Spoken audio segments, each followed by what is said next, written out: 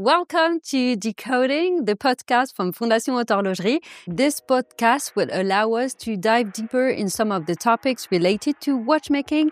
And let's start today with heritage. I'm Clio. I will be your host today. And I have the extreme pleasure to be with Laurent François from 180 Global Agency. Before starting, can you introduce yourself a little bit? Good morning, Clio. Thanks for having me. So I run the luxury division of 180 Global, which is a creative agency which operates around the world. We work for very prestigious clients from Dior to Omega. And on the side, I'm also a writer on all things luxury related and internet culture. Thank you very much. So you have a lot to say about luxury and you have a lot of experience. And I'm so happy to have you with us today. It's our first time, our first podcast. And we are going to be talking about heritage and how it can be leveraged into a digital world. But before starting, can you let us know a little bit what, in a broad definition of what heritage is, especially for watchmaking? So heritage is probably what makes us feel alive, because on one side, you spend your entire life to try to build a legacy, maybe some memories, and that's something you hope you might transmit to future generations. So when it comes to luxury, what's extremely interesting is that you have a long-term perspective. So most of the time you are building the future heritage, which will actually come to life 2 generations, 3 generations ahead. So there's something extremely powerful in an era where the perceived value of the craft is so, demanded by customers worldwide. Yes, and I totally relate to what you just said. And I think today heritage is what really makes the value of a brand. It's not only the oldest brands, but also the newest brands who are building their own heritage. So, but why? I mean, we have been hearing about heritage for quite some time, and I feel like it's become, at some point there was the DNA. Everyone was talking about a brand's DNA. Now the trend is more talking about a brand's heritage. Why is it so important today? And what does it matter so much? I would say DNA is a fairly abstract concept. Yes. It's something very marketed to some extent, which is very important, obviously, to build a brand, but still extremely conceptual. What's interesting with heritage is that you can go to a craft, you can see people in action, you can see people actually working on a watch, on a specific movement. So there is something extremely tangible in the heritage, and there's also something that you can be part of. So when you acquire, a tag or a Piaget watch, you're going to also own a little part of this heritage from a tangible manner. So you don't just buy into a value, you're going to have an object. That's why I think heritage is so, again, powerful for most of the customers today. And yes, and what is the challenge when it comes to heritage today? Because, we are talking about the digital world. We really saw a digitalization and like a revolution and transformation. Does it impact heritage and the way brands either communicate or speak about it in some manner? I mean, you're specialized in communication for brands. So how does it impact? Yeah, I mean, heritage is so broad because it can be heritage in terms of celebrities, it can be heritage in terms of crafts. So you have a first job to be done, which is curating within your brand what you want to show to a general audience, to a general public. So there is a very, very important task internally to source, curate, and make this kind of objects, communication devices to very large audience. But where I see the biggest challenge and biggest opportunity, it's actually the people in social media directly, TikTokers, for most of them, who are actually going to curate themselves parts of the history of the brand, deep dive into an anecdote, into a specific movement, into a specific caliber, a little story within the big story, and try to decipher, try to deconstruct basically these specific elements. And where it's super interesting for a brand is that what do you give to these people who have this craving to get to know more and get to share more about the brand? So that's a very, very demanding, I would say, task, because you need to provide these elements to these TikTokers.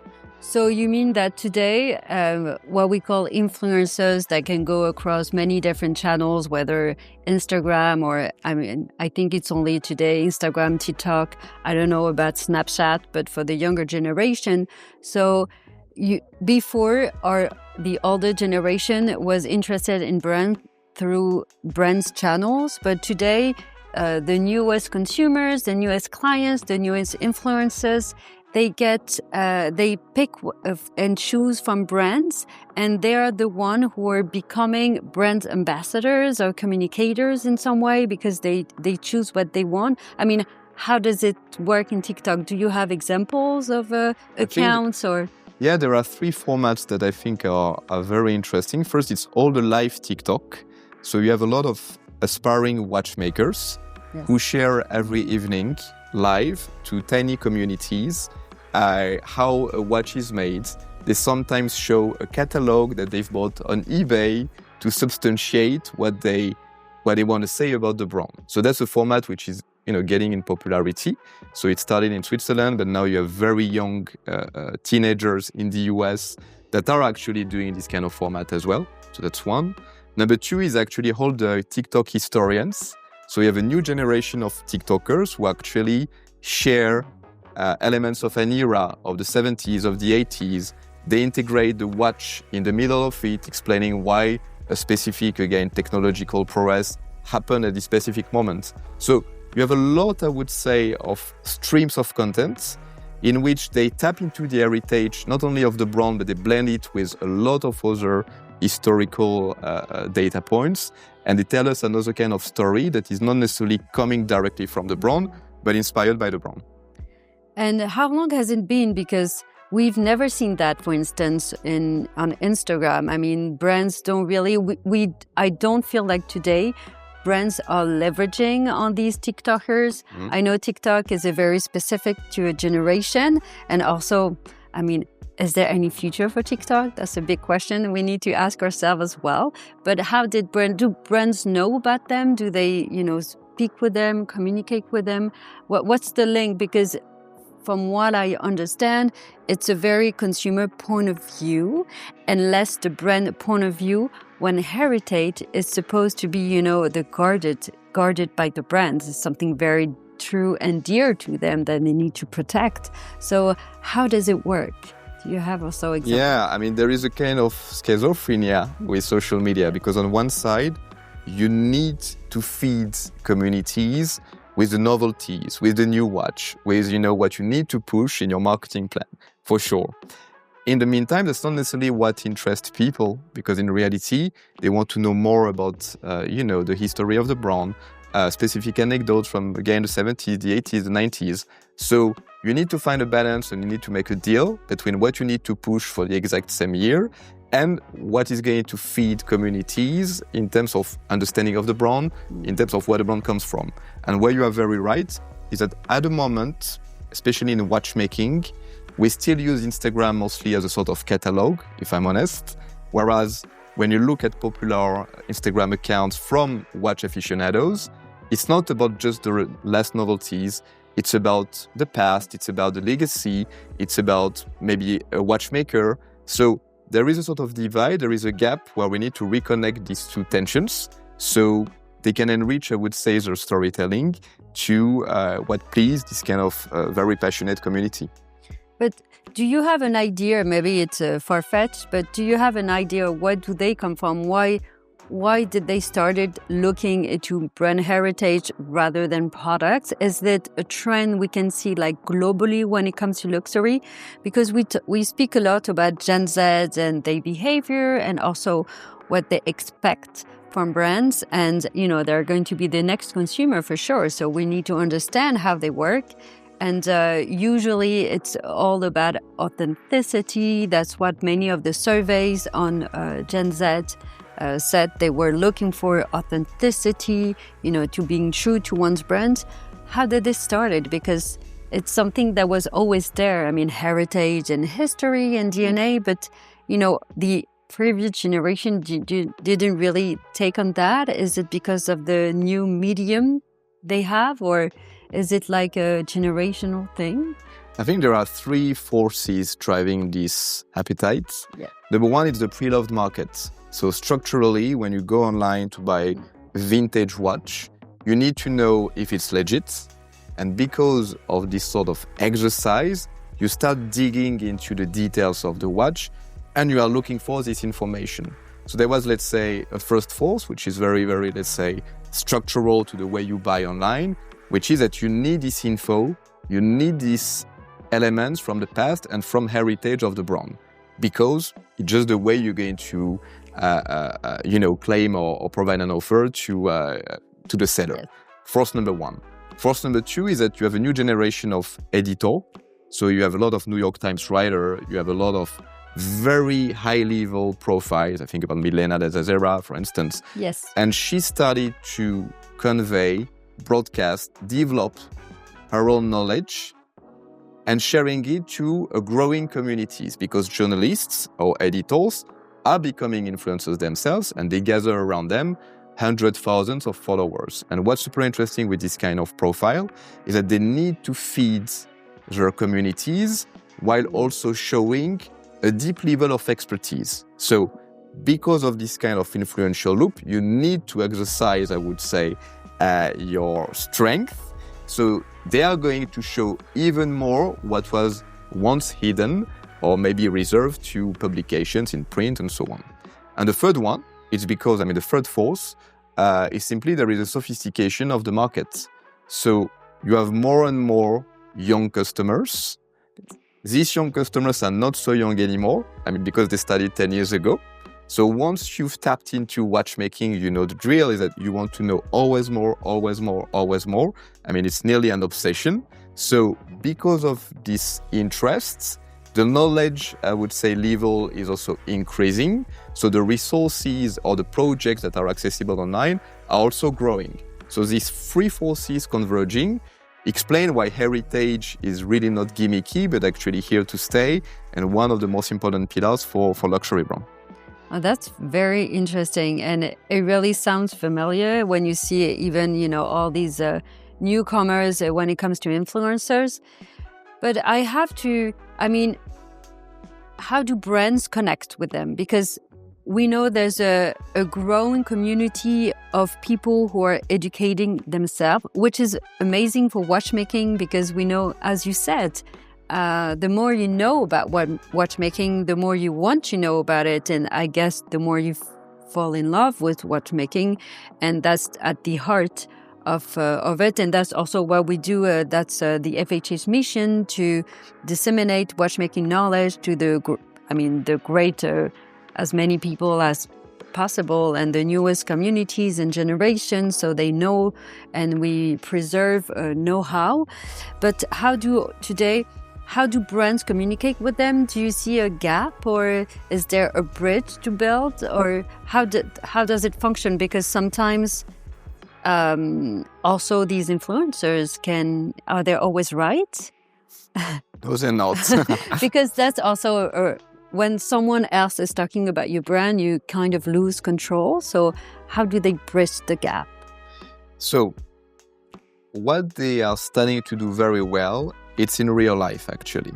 So when you look at all the events, when you look at the investments of the large holdings in schools, in institutions, in training people, in showing how a luxury item is actually made, that works super well. LVMH, les Journées Particulières, it's something where people queue because they want to see how it's done. So I would say the events in real life are, more and more interesting for the general public. For the digital channels, I agree with you. There is sometimes a mismatch between, again, what people are after and what actually the brands communicate. So some brands are starting to change the rule to go more into a conversational kind of heritage. And typically, not so many watch brands properly do community management. When you look at probably 80% of watch brands to date, they don't reply to people's direct messages. It's not necessarily connected to a CRM. So there are bridges within the organization that are not done because it's still very, very siloed. So customer service is going to work on customer service, heritage on heritage. So you need an interface between all these departments, and it's very, very tough to implement because it means a whole new infrastructure where the social media becomes the main hub of contact for everybody. So there is a structural problem to this. And the second part, indeed, is that you need to accept that reputation is a shared currency. What I mean by this is that for years, you were the price maker, you were the information maker. So did you really need to communicate in a sort of horizontal way? Not so much. There was a sort of distance, which was very structural in a lot of luxury brands. Now what we see, because these influencers are starting to be very luxurious themselves, are starting to be even better than some product manager, product marketing manager. There is a sort of reshuffling, I would say, of power when it comes to who talks on behalf of the brand. So you've seen all the scandals in fashion in Italy with the sweatshop and so on. I mean, it's a big affair, and brands could not, hide it anymore. They had to reply, and they had to enter in a sort of shared reputation kind of mechanism with these communities. So you feel like there could be places where influencers can put a brand on the map or unput a brand on the map, like they can make a brand or unmake a brand. Is there like a real Power? Yes, power yes. Do they have that power to take over a brand's reputation? I think to a large extent, it's already the case. In a sense, it's always been the case as well.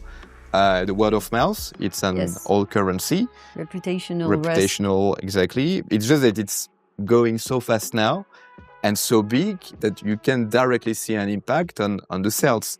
I mean, one recent example is obviously Jaguar. They tried to rebrand everything. It was maybe nice and shiny, but actually most of the influencers, most of the key opinion customers said, no, this is not my brand. So that's very strong when we consider that, is that you have the power to say, no, it's not my brand. This is not what I want from you. So of course the brand still has a fair amount of power because that's their DNA, they have the effort, they build the products. But in reality, you need to constantly make a deal between what you want to bring to customers and where you want to bring them, and what they are also ready to accept, and to which playground they are, ready to play as well.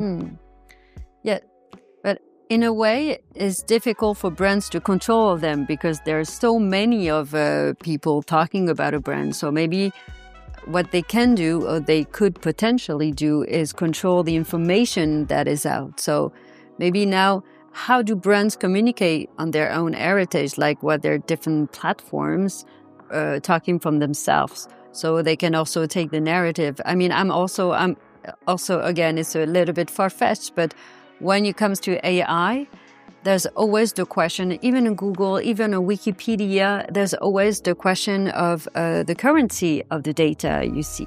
That's the huge problem, like who do you trust?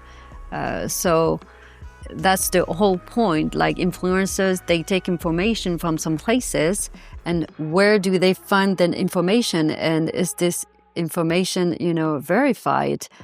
As a journalist should always do, you should always verify your sources, what you say. So is there a way for brands, like is this the space for brands to actually control a little bit the narrative in this kind of way?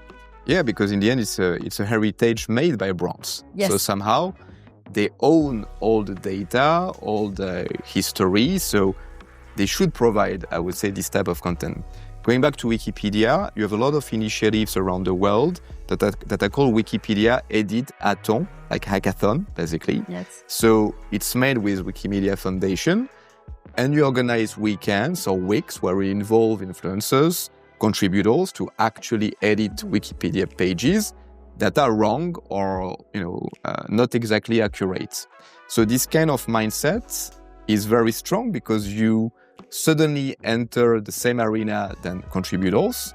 you provide obviously all the intel, all the info that you can actually provide, and suddenly you can correct, enrich, amplify or modify some elements with the contributors themselves.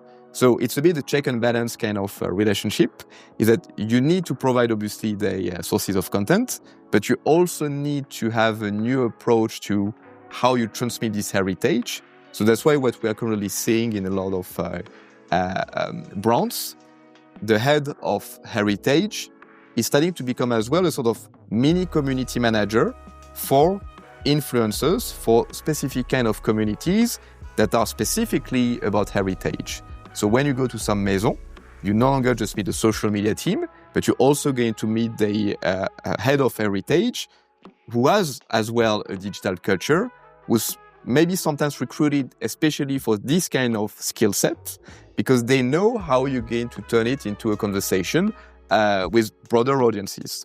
So it's storytelling. Everyone is becoming a storyteller. And started, I guess, from the website. You cannot find any more archives on brand's website. Do we need to go back to that, especially with the secondary market that is soaring right now? So is this something? I mean, when you look for watch, I know it's a huge part of it. Just to go from to look for old models, because also the brand changed in time. And so is it a way to use it, like the archives and the storytellers? Is it a way also today to take back the archive and, tell a different story about the watch today, like rebrand it? So there is one key stat which we should be paranoid with. Yes. 38% of web content has disappeared for the last 15, 20 years. Oh, wow. So 38%, one web page on 3. So when you are a luxury brand, it's a disaster. Why? Because you are very right. If suddenly the whole experience, the whole encounter, the whole meetup that you've done between people and content has disappeared and faded away, then you are killing your own heritage and your own legacy. Yes, exactly. So going back to the website, indeed, it used to be a bit a forgotten or lost child of the digital mix, Lots of websites turn into e-commerce only platform. And now what we observe is that the website is actually creating a way more interactive, way more sophisticated experience, because brands do realize that it shouldn't be just a seamless place to buy something, but actually a destination in which we need to make people spend a lot of time with us. So there is a return, I would say, of this kind of web design culture. And as indeed one of the keys to reignite, I would say, the heritage and bring it back to life in a context where all content disappear. Yeah. And is there any other way? Like, is the website the main provider?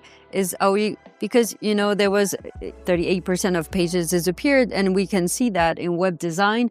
It used to be like very complex, like a whole book, and now it's becoming like just one page, one page minimum. Even for all the brands, even the big brand, they started to have all the different animation on their website, and now they're doing that through their different social media channels. So is the website is going to a new golden era?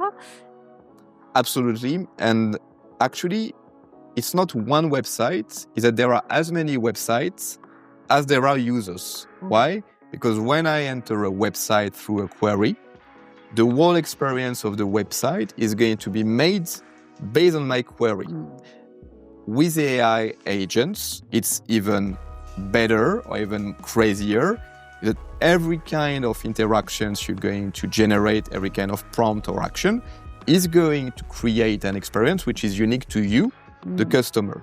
So not only is it the return of the golden era of web design, but it's an entirely new approach to content within the brand, because again, you need to curate all the content. You need to understand how you can structure it so an AI agent can properly map and provide the right journey. And for the user, it's fascinating because in a sense, you can spend a lot of time to feed your passion. There is no longer any limit that you can have in terms of length, which structurally is the case on a web page, because when you start entering into a conversational, kind of relationship with an AI agent like ChatGPT or DeepMind or whatever tool we use, it's never ending. So suddenly going back to the beginning of the conversation, your content becomes, I would say, a playground from where the whole web system, the whole digital mix is going to provide, I would say, an interface in which people can potentially never leave because they're going to keep being fed with relevant information and relevant conversation based on what they are really after. Interesting. Because we kind of lost today, I feel like we lost we don't go to websites anymore. We go to social media, we scroll through Instagram or TikTok, and it takes so much time. And even when you want to go to a restaurant or anything else, you used to go to Google before, and now you're going to all the Instagram. I mean, Facebook doesn't exist anymore except for ads. But how do you revive that? Because we always feel like, people are kind of letting go of website and Google, especially with ChatGPT, the way it changes. So how do you, it's a heritage, it's the old way, digital, the new way. It's like always, between the old and the new. And it really feels like we don't go to websites anymore. So how do you create that new attraction? I think you used the right word, the reviving or the revival of what makes web experience something exciting, something we're enthusiastic. I mean, structurally, we all experience a social media fatigue. Yes. And when you look at the stats, there is a plateau. People can't spend more time online than what they already do. I think it's 2 hours 37 in social media. Per day, which is the cap limit, which is the plateau. Where it gets interesting is that if you can't make people spend more time, it's all about the quality of the experience, right? Because if you ask people to intensify the relationship they have with the digital world, then you need to provide something extremely qualitative. Yeah. What we observe is that people are, starting to be very, very fed up with the doom scrolling, indeed, and they are starting to get another kind of digital literacy. And that's why they love so much ChatGPT in a sense, is that suddenly it's a place where they don't feel yet betrayed by ads, by clickbaits, where they feel maybe safer than in other areas. So the whole, I would say, challenge for a brand is going to be able to, again, go back to what they are and who they are, be proud of this, have a way to curate all this amazing content, stories, narratives, and accept the fact that they are no longer going to be able to broadcast something hyper-controlled, but they are simply going to provide, again, a nest of content in which people will do whatever they want with it. It doesn't mean that they will lose entirely the control on their messaging, but it means that the messaging won't be something, as a standalone. Yeah. It will be more a universe in which people are evolving. And in a sense, it's already the case. So is it like the new metaverse, kind of? Like you enter into a brand's universe and it's more like a holistic vision rather than just products oriented. I know also brands tend to go into different areas and they try to build like a cultural world around them. So it's like the new metaverse, kind of. I think it's actually the real metaverse somehow. Metaverse, I think it was a bit, a hype world. Yes. For years, and we were all suddenly going to 3D world environment and no longer leaving our office. But in reality, the real verse, it's already happening in our real life. I mean, this place is the most digital place on earth, actually. You have your digital self interacting. You have digital wires everywhere. We have all our social media profiles interacting. So we are on the same timeline in a way, real and digital. We are now in the same verse. So where it gets super interesting, if we suddenly stop splitting digital and real, is that for a brand that opens so much more opportunities in terms of narrative you want to convey, because suddenly you're not going to create something extra where you're going to ask people to go to, which can be an effort and extremely painful. You're going to be more in a place where, hey, based on the customer journey, can we add a little something which is actually going to feed them whenever they really want it? Is there something on demand we can re-enchant? I mean, typically, one of the best examples, it's, so I'm going to name drop, I'm sorry, but Tiffany & Co., typically. Yes. When you go shopping to their boutique, Yes. you have a human being telling you a human story and starting to get to know you. Where it gets very sophisticated is that 3 days later, 2 weeks later, you start receiving WhatsApp message from this guy that you've met. And it's not just to push you to buy something, it's because he progressively is going to tell you or give you some content based on what you are interested in. So typically my Tiffany & Co. advisor, he keeps sending me historical pieces, anecdotes, even links to Instagram accounts about the rich history of the brand. And after 2 or 3 years, where it gets fascinating is that indeed I'm more attached to this brand because in a sense I'm more attached to this human. Whereas, You know the name? yes, his name is Jacques. Is it a name according to where you live? So you have a different. Is it a physical? No, it's his person real name. that you actually met him. You went to a store. Absolutely, and that's in where there? it's crazy. Is that Oh my god! Jacques is actually supercharged by Salesforce, CRM data, social media knowledge, and social media interface, plus a very strong heritage knowledge, of course. So the quality of this relationship, which was very unique 3 or 4 years ago, my bet is that it's going to be totally normal in the next 2 or 3 years for anything luxury related. So it's your new best friend. It's like Absolutely. the new BFF. Like your wife is going to think you're cheating on her with the Jacques at some point. Absolutely. No, I'm just kidding, but it's in a way it's nice because you can see that brands are reclaiming their narratives that what we talked about earlier, which is I think it's a good way. In another way, it can be like frightening to have someone just talk to you through WhatsApp all the time. I mean, I have like 10,000 different groups on WhatsApp, and you keep spending more time on WhatsApp than anywhere else. But and what about now? Just I think to close a little bit because I think we've talked about all the digital aspect, but in heritage, there's something like also very impregnated by times, like something unique, something very tangible that you said earlier at the very beginning. Do we still have books? I mean, is there still like books are still in the card for brands? Do we? Because tangible, intangible, digital is still very intangible. So do we need something to get to the brand, like, an object or something we can relate to the brand other than the product itself? I think more than ever, we love books. And actually, when you look at the stats in the US, the Gen Z, or at least the younger audiences, are the ones who are actually reigniting the print subscription model. So for print magazines, fan magazine, fan art, I mean, all these kind of niche publications are re-entering a golden era because on purpose, these very young audiences, they love reading. They actually love owning something very tangible. So it's not just nostalgia of the past, even if they do buy collectors, issues from old vintage magazines, but they're actually building a lot of print projects around the world because you have something sensorial, you have something extremely sensual as well with a print, I would say, object. It's also a way for the various talents, for the creators, let's say, around the world to feel, rewarded.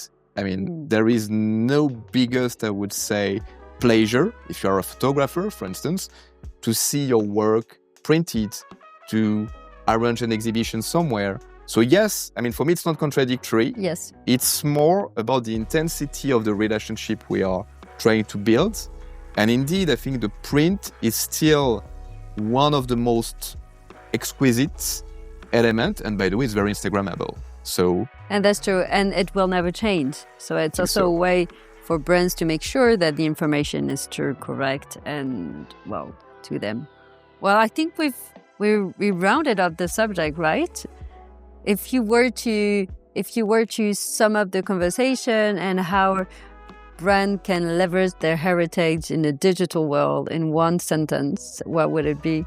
be a curator and go on Pinterest. Oh, okay. So that's it's an interesting statement. Do you think Pinterest will go again? I've never been on Pinterest because I thought it was taking too much of my time. Does it still exist, like Facebook? Yeah, I mean, it exists pretty well, actually. Oh, really? And it's 80% women and... Yeah, but actually in some niche and categories like luxury, the mood boarding trend, let's say, is way larger than one platform only, for sure. And the mood boarding is something extremely appealing for lots of luxury aficionados. So that's why this curation aspect can be interesting to tap into. So let's start Pinterest again. Right away. Thank you. We'll make Pinterest great again. Thank you so much, Laurent, for being with us. And I hope you'll enjoy it. Thank you. Thank you, Clio. Thank you, FHH.